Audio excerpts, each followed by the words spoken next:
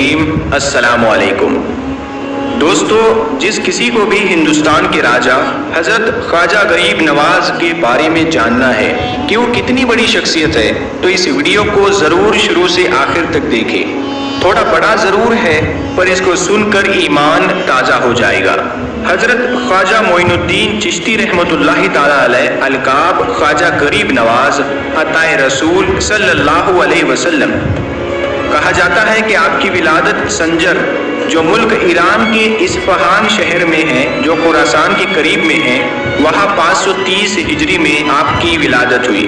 آپ کے والد کا نام حضرت خواجہ سید غیاث الدین بن احمد حسن رحمۃ اللہ تعالی علیہ ہے جو حسینی سادات ہے، اور والدہ کا نام بی بی ام الورا بنت حضرت سید داؤد رحمۃ اللہ تعالی علیہ ہے جو کہ حسنی سادات ہے۔ 8 برس کی عمر میں آپ کے والد کا انتقال ہو گیا اور 15 برس کی عمر میں آپ کی والدہ کا انتقال ہو گیا۔ 544 ہجری میں ایک بار آپ اپنے پھلوں کے باغیچے میں کام کر رہے تھے، تب حضرت ابراہیم کندوزی نام کے ایک درویش وہاں آئے اور بیٹھے۔ آپ نے ان کو اپنے باغیچے میں سے انگور کا گچھا پیش کیا اور انہوں نے اسے کھایا، پھر مہمان نوازی سے خوش ہو کر اپنے تھیلے میں سے کچھ نکالا، پھر اس کو چبا کر خواجہ معین الدین کو کھانے کے لیے دیا۔ آپ نے خوشی کے ساتھ اس کو کھایا تو ان کے فیض و برکات سے آپ کے لیے علم و حکمت کے دروازے کھل گئے اور آپ نے اپنا سب کچھ بیچ دیا اور اس رقم کو غریبوں اور محتاجوں کو خیرات کر دیا۔ پھر آپ سمرقند اور بخارا کی طرف علم دین سیکھنے کے لیے روانہ ہو گئے۔ 544 سے 550 ہجری تک آپ وہاں حضرت مولانا حسام الدین اور حضرت مولانا شرف الدین کے پاس علم دین سیکھتے رہے۔ 550 ہجری میں آپ کی ملاقات حضور غوث اعظم رضی اللہ تعالیٰ عنہ سے ہوئی۔ آپ ایک کامل پیر تلاش رہے تھے کہ آپ نے خواجہ عثمان ہارونی رحمۃ اللہ تعالیٰ علیہ کے بارے میں سنا۔ 552 ہجری میں آپ ان کے پاس گئے اور ان کے مرید ہوئے اور عبادت الہی اور خدمت مرشد کرتے رہے۔ ایک بار خواجہ عثمان ہارونی نے آپ سے کہا کہ معین الدین نیچے دیکھو کیا دکھتا ہے؟ آپ نے نیچے دیکھ کر کہا کہ میں زمین کے اندر دیکھ سکتا ہوں۔ مرشد نے پھر کہا کہ اب اوپر دیکھو کیا دکھتا ہے؟ آپ نے اوپر دیکھ کر کہا کہ میں آسمان کے اندر دیکھ سکتا۔ مرشد نے پھر فرمایا کہ میں تمہیں اس سے بھی آگے پہنچانا چاہتا ہوں۔ پھر 22 سال مرشد کی خدمت میں گزارنے کے بعد ایک دن مرشد نے پھر بلا کر اپنی 2 انگلیاں آپ کی دونوں آنکھوں کے بیچ میں رکھی اور پھر فرمایا معین الدین نیچے دیکھو کیا دکھتا ہے؟ آپ نے نیچے دیکھ کر کہا کہ میں تحت الثری تک دیکھ سکتا ہوں، یعنی 7 طبق زمین کے نیچے تک۔ پھر مرشد نے کہا اوپر دیکھو کیا دکھائی دیتا ہے؟ آپ نے اوپر دیکھ کر کہا کہ میں عرش اعظم تک دیکھ سکتا ہوں۔ خواجہ عثمان ہارونی نے خوش ہو کر آپ کو خلافت عطا فرمائی۔ ایک بار آپ کے مرشد خواجہ عثمان ہارونی رحمۃ اللہ تعالی علیہ نے اپنے سب مریدوں کو جمع کر کے کہا کہ میں نے تمہیں جو علم سکھایا ہے اس میں کچھ کرامات پیش کرو۔ سب مریدوں نے باری باری کرامات سے کوئی چیز پیش کی۔ کسی نے سونا، کسی نے چاندی، کسی نے ہیرے جواہرات تو کسی نے دینار و درہم پیش کیے۔ خواجہ معین الدین نے روٹی کے ٹکڑے پیش کیے۔ سب مرید آپ پر ہنسنے لگے۔ اتنے میں دروازے پر ایک سائل نے آواز دی کہ میں کئی دنوں سے بھوکا ہوں، مجھے کھانے کے لیے کچھ دے دو۔ سب نے اپنی اپنی چیزیں اس کو دینی چاہی، مگر اس سائل نے کہا کہ میں اس سونے چاندی ہیرے جواہرات دینار و درہم کا کیا کروں، مجھے تو کھانے کے لیے کچھ دے دو۔ پھر خواجہ معین الدین نے روٹی کے ٹکڑے اس سائل کو دے دیے۔ اس نے اسے لے کر آپ کو بہت ساری دعائیں دی۔ اس کے بعد خواجہ عثمان ہارونی نے فرمایا کہ اے معین الدین تم غریب نواز ہو۔ 555 ہجری میں شیخ ضیاء الدین ابو نجیب عبد القادر سہروردی رحمۃ اللہ تعالی علیہ سے ملاقات ہوئی۔ 563 ہجری میں خواجہ عثمان ہارونی نے آپ کو جبہ مبارک عطا کیا اور اپنے ساتھ حج کو لے کر گئے۔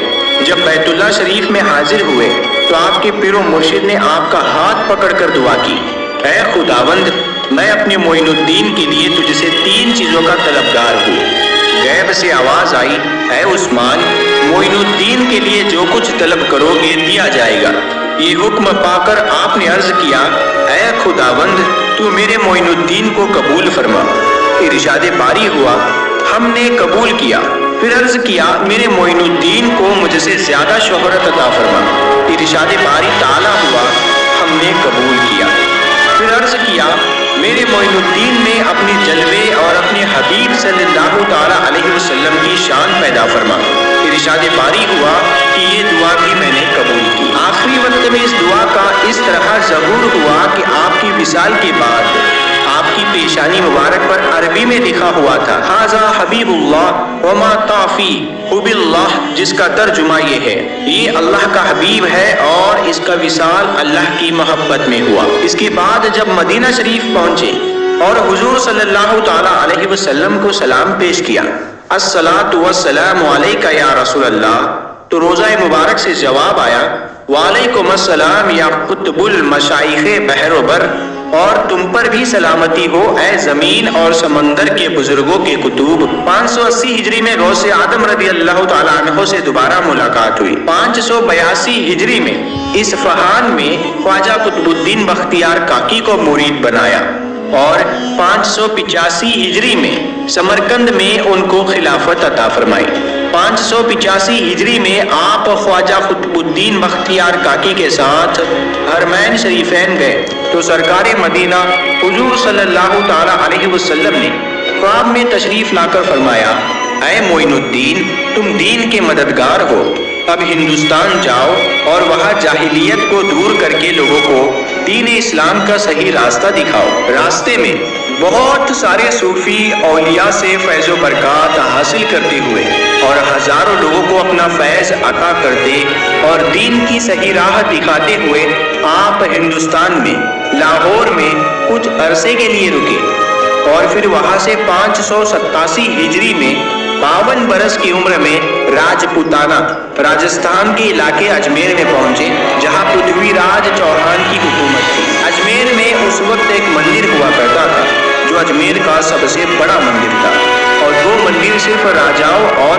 رانیوں کی پوجا کے لیے خاص ہوا کرتا تھا۔ مندر کے ساتھ ہی ایک تالاب تھا جس کا نام انا ساگر تھا۔ ہندو اس تالاب کے پانی کو بہت ہی برکت والا سمجھتے تھے۔ ان کا ماننا تھا کہ جو اس تالاب میں نہا لے اس کے سارے پاپ دھل جاتے ہیں۔ اس مندر میں رات کو اتنے زیادہ دیے جلائے جاتے تھے کہ صرف ایک ہی رات میں 3.5 من تیل اس دیوں میں استعمال ہوتا تھا۔ آس پاس کے گاؤں دیہات مندر کے نام تھے اور ان دیہاتوں کی آمدنی مندر پر خرچ ہوا کرتی تھی۔ مندر میں ہزاروں نوکر تھے جن کا کام آنے والوں کی سیوا اور دیکھ ریکھ کرنا تھا، اور وہ بتایا کرتے تھے کہ کون سا بھگوان بیٹے دیتا ہے اور کون سا بھگوان صحت اور تندرستی دیتا ہے اور کس مورتی کی پوجا کرنے سے دولت بڑھتی ہے۔ خواجہ غریب نواز رحمت اللہ تعالیٰ علیہ وہاں آئے اور انا ساگر سے کچھ دوری پر چٹائی بچھا کر اپنے مریدوں کے ساتھ بیٹھ گئے۔ عصر کا وقت تھا، لہٰذا آپ خواجہ صاحب نے حضرت قطب الدین رحمت اللہ تعالیٰ علیہ سے اذان دینے کو کہا۔ کفر اور شرک سے بھرے اجمیر میں اللہ کے ایک ہونے اور حضرت محمد صلی اللہ تعالیٰ علیہ وسلم کے رسول ہونے کا یہ پہلا اعلان تھا۔ وہاں رہنے والے لوگ اسلام کے بارے میں کچھ بھی نہیں جانتے تھے، چنانچہ اذان کی آواز سن کر وہ حیران ہوئے اور اپنے گھروں سے نکل کر سب خواجہ غریب نواز اور ان کے مریدوں کو دیکھنے لگے اور انا ساگر کے پاس بھیڑ لگ گئی۔ خواجہ غریب نواز اور ان کے مریدوں نے انا ساگر کے پانی سے وضو کیا اور نماز پڑھنا شروع کر دیا۔ سب ہندو حیران رہ گئے، وہ سوچ رہے تھے کہ سب بھگوان تو مندر کے اندر ہیں، تو یہ لوگ کھڑے ہو کر کون سے بھگوان کے آگے جھک رہے ہیں۔ شام ہوئی تو راجا کے اونٹ جو دن میں چرنے کے لیے گئے تھے اپنے چرواہوں کے ساتھ واپس آنے لگے۔ اتفاق کی بات تھی کہ جہاں حضرت خواجہ صاحب بیٹھے ہوئے تھے وہ جگہ راجا کے اونٹوں کے بیٹھنے کی جگہ تھی۔ چرواہوں نے بابا صاحب سے کہا کہ او بابا صاحب، یہاں سے اٹھیے، اونٹ تو کہیں بھی بیٹھ جائیں گے، راجا کے کیوں بے وجہ ہم کو تنگ کرتے ہو؟ وہ لوگ نہیں مانے اور مسلح اٹھا کر ادھر ادھر کرنے لگے اور خواجہ صاحب سے بدتمیزی کرنے لگے۔ اور ان لوگوں نے آخرکار بہت بدتمیزی سے کہا کہ یہ راجا کے اونٹوں کے بیٹھنے کی جگہ ہے اور ادھر راجا کے ہی اونٹ بیٹھیں گے، تم لوگ کہیں اور اپنا مسلح بچھا لو۔ آخرکار آپ خواجہ صاحب نے اٹھتے ہوئے حضرت قطب الدین سے فرمایا، اٹھو قطب الدین، یہ کہہ رہے ہیں کہ یہ اونٹوں کے بیٹھنے کی جگہ ہے، تو چلو میں کہتا ہوں اب یہاں صرف اونٹ ہی بیٹھے رہیں گے۔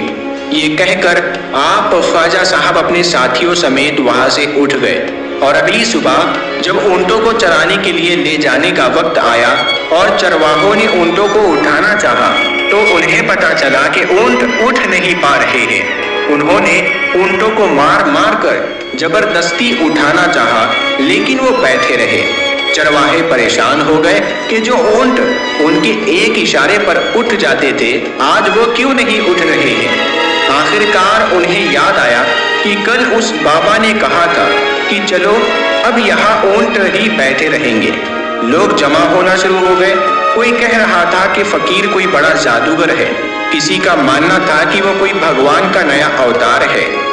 تو یہ بات راجا پرتھوی راج چوہان تک جا پہنچی کہ ایک مسافر فقیر نے راجا کے اونٹوں پر جادو کر دیا ہے۔ راجا نے حضرت خواجہ معین الدین چشتی کو خبر بھیجا کہ تم کیسے فقیر ہو جو بے زبانوں کو باندھ کے رکھتے ہو، یہ بیچارے بھوک اور پیاس سے مر جائیں گے، اسی لیے مہربانی کر کے اپنا جادو واپس لے لو۔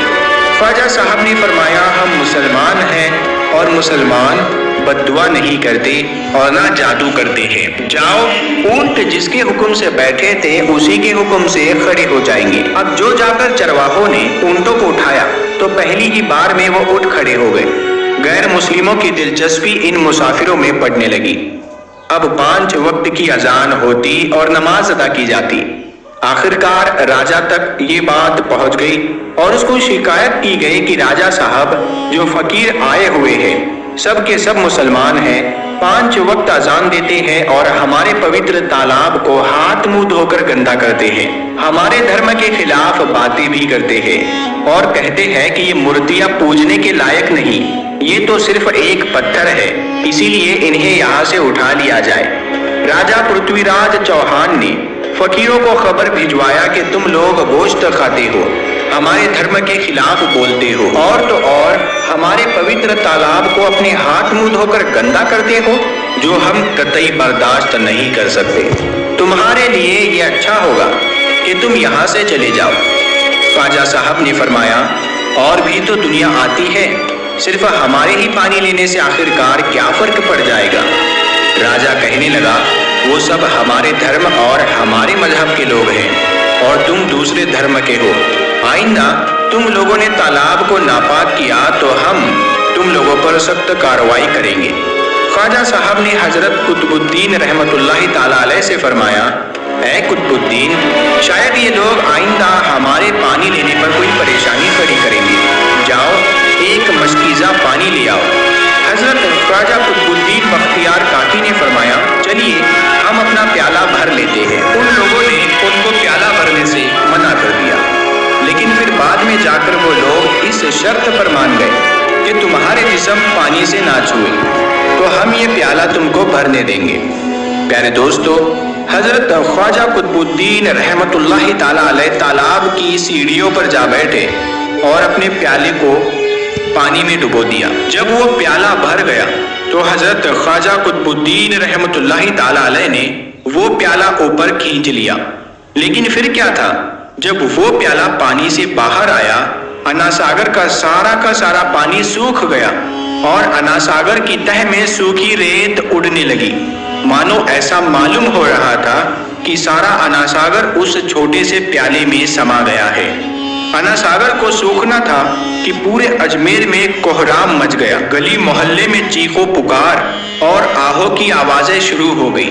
وہ لوگ رو رہے تھے اور یہ کہہ رہے تھے کہ جو پاپ ہم انا ساگر میں نہا کر دھلتے تھے اور پاپوں سے چھٹکارا پا لیا کرتے تھے، اب ہم کیا کریں گے؟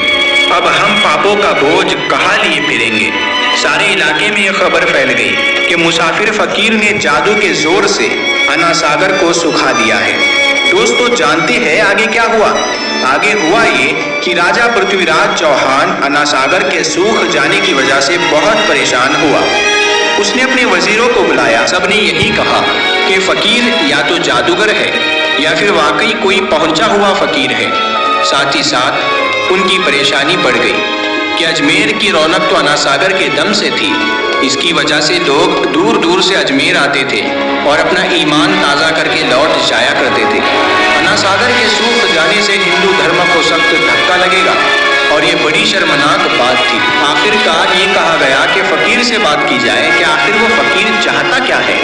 اگر وہ کوئی ایسی بات چاہتا ہے جو ہمیں پسند آئے تو پھر ہم اس کی بات کو مان لیتے ہیں اور اس سے معافی مانگ لیتے ہیں۔ چنانچہ سب مرد اور عورتیں اور بچے جا کر فقیر کی منت کرنے لگے کہ لوگوں کو اس پریشانی سے چھٹکارا دلائے اور ہم سب پر مہربانی کیجیے، ہم سب سے جو غلطی ہوئی ہے اسے معاف کر دو۔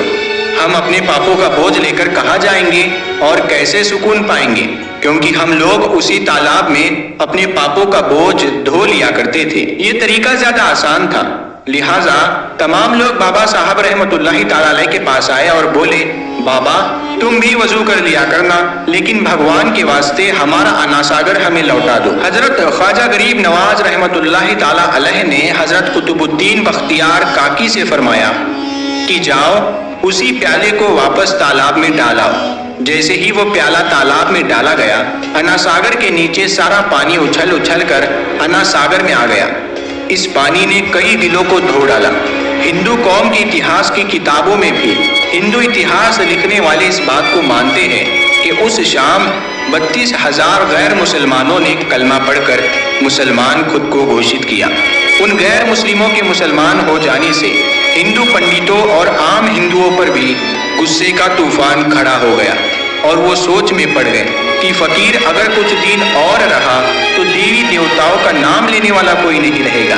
لہٰذا لوگوں نے راجا کو مجبور کیا کہ جلد سے جلد کچھ کیا جائے۔ راجا نے مندر کے بڑے پنڈت رام دیو کو بلایا اور اسے بابا صاحب سے مقابلہ رکھ کر جلد سے جلد انہیں ہرانے اور اجمیر سے باہر نکال دینے کا حکم دے دیا۔ رام دیو اپنے وقت کا مانا ہوا پنڈت تھا، جس کے علم کی قابلیت کی دور دور تک دھوم مچی ہوئی تھی۔ دراصل پنڈت شیطانی اور جادوئی طاقتوں کا مالک تھا۔ اس نے پرتھوی راج چوہان کو یہ یقین دلایا کہ جلد ہی راجا کوئی اچھی خبر سنے گا۔ رام دیو بابا خواجہ صاحب رحمۃ اللہ تعالی علیہ کے پاس آیا اور الٹے سیدھے سوالات کرنا شروع کر دیے۔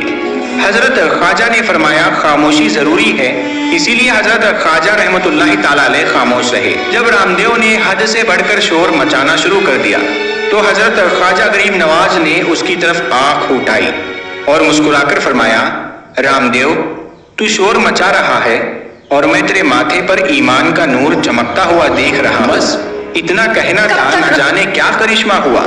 دیکھتے ہی دیکھتے بابا رام دیو قدموں پر گرا اور روتے ہوئے بولا، بابا صاحب جس دھرم کے تم ہو اس دھرم میں مجھے بھی شامل کر لو۔ سب لوگ جو مقابلہ دیکھنے آئے تھے سب حیران ہوئے اور بابا رام دیو جو بابا کو ہرانے آیا تھا خود ہی مسلمان ہو گیا۔ اتہاس کی کتابیں بھری پڑی ہے کہ حضرت خواجہ غریب نواز وہ اکلوتے بزرگ ہیں جنہوں نے 90 لاکھ غیر مسلموں کو مسلمان کیا۔ صدیاں بیت گئی لیکن آج بھی خواجہ غریب نواز کا ڈنکا ویسے ہی بج رہا ہے۔ پیارے دوستو، 589 ہجری میں شہاب الدین گوری آپ کے مرید بنے۔ 611 ہجری میں آپ دہلی تشریف لے گئے۔ آپ نے بہت ساری کتابیں بھی لکھی ہے جس میں انیس الاربا اور دلائل العارفین مشہور ہے۔ آپ فرماتے ہیں کسی کا دل نہ دکھاؤ، ہو سکتا ہے کہ وہ آنسو تمہاری سزا بن جائے۔ دکھیوں کی مدد کرنا اور ان کی فریاد سننا افضل عبادت ہے۔ جھوٹی قسم کھانے سے گھر میں سے برکت چلی جاتی ہے، اسی لیے ہمیشہ سچ بات کہا کرو۔ پیارے دوستو، آپ کے خاندان کے بارے میں ملتا ہے کہ آپ کی 2 بیویاں ہیں اور 3 بیٹے اور 1 بیٹی ہے۔ بیوی امات اللہ سے نکاح 590 ہجری میں ہوا۔ آپ کے وطن مبارک اجمیر یعنی راجستھان میں ہے۔ وصال کے بعد بھی آپ کا فیض اور کرامات جاری ہے۔ آپ کے مزار پر حاضر ہونے والوں اور آپ کے وسیلے سے دعا مانگنے والوں کو اللہ تعالیٰ ہر نیک جائز مراد عطا فرماتا ہے۔ پیارے دوستو، ہم سے جہاں تک بن سکا ہم نے سرکار غریب نواز کی زندگی پر روشنی ڈالنے کی کوشش کی ہے اور آپ تک اس کو پہنچانے کی کوشش کی ہے۔ آخر میں بس یہی کہوں گا کہ اللہ پاک ہماری اس کوشش کو اپنی بارگاہ میں منظور فرمائے۔ اللہ تعالیٰ رسول صلی اللہ تعالیٰ علیہ وسلم کے صدقے میں اور خواجہ غریب نواز عطائے رسول کے صدقے میں ہم سب کو پکا اور سچا عاشق رسول بنائے اور سب کے ایمان کی حفاظت فرمائے اور سب کو دنیا اور آخرت میں کامیابی عطا فرمائے، آمین۔ مزار اجمیر یعنی راجستھان میں ہے۔ وصال کے بعد بھی آپ کا فیض اور کرامات جاری ہے۔ آپ کے مزار پر حاضر ہونے والوں اور آپ کے وسیلے سے دعا مانگنے والوں کو اللہ تعالیٰ ہر نیک جائز مراد عطا فرماتا ہے۔ پیارے دوستو، ہم سے جہاں تک بن سکا ہم نے سرکار غریب نواز کی زندگی پر روشنی ڈالنے کی کوشش کی ہے اور آپ تک اس کو پہنچانے کی کوشش کی ہے۔ آخر میں بس یہی کہوں گا کہ اللہ پاک ہماری اس کوشش کو اپنی بارگاہ میں منظور فرمائے۔ اللہ تعالیٰ رسول صلی اللہ تعالیٰ علیہ وسلم کے صدقے میں اور خواجہ غریب نواز عطائے رسول کے صدقے میں ہم سب کو پکا اور سچا عاشق رسول بنائے اور سب کے ایمان کی حفاظت فرمائے اور سب کو دنیا اور آخرت میں کامیابی عطا فرمائے، آمین۔ دوستو، ہم سے جہاں تک بن سکا ہم نے سرکار غریب نواز کی زندگی پر روشنی ڈالنے کی کوشش کی ہے اور آپ تک اس کو پہنچانے کی کوشش کی ہے۔ آخر میں بس یہی کہوں گا کہ اللہ پاک ہماری اس کوشش کو اپنی بارگاہ میں منظور فرمائے۔ اللہ تعالیٰ رسول صلی اللہ تعالیٰ علیہ وسلم کے صدقے میں اور خواجہ غریب نواز عطائے رسول کے صدقے میں ہم سب کو پکا اور سچا عاشق رسول بنائے اور سب کے ایمان کی حفاظت فرمائے اور سب کو دنیا اور آخرت میں کامیابی عطا فرمائے، آمین۔